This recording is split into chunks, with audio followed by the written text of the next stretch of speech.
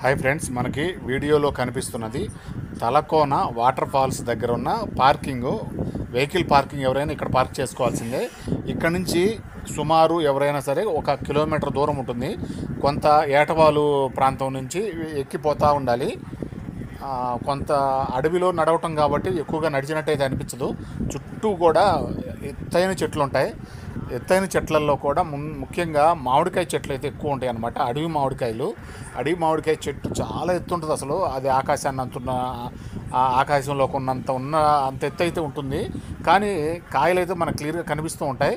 కానీ ఇక్కడ కోతుల బెడదైతే చాలా ఎక్కువగా ఉందండి. కోతుల నుంచి మనం కాపాడుకోవాలంటే ముఖ్యంగా మన చేతుల్లో కవర్లు కానీ అట్లాంటివి ఏం పట్టుకోకుండా మనం హ్యాపీగా వెళ్ళి పని చూసుకొని అయితే రావచ్చు. మనం చుట్టూ నేచర్ అయితే చాలా పచ్చదనంగా ఉంటుంది.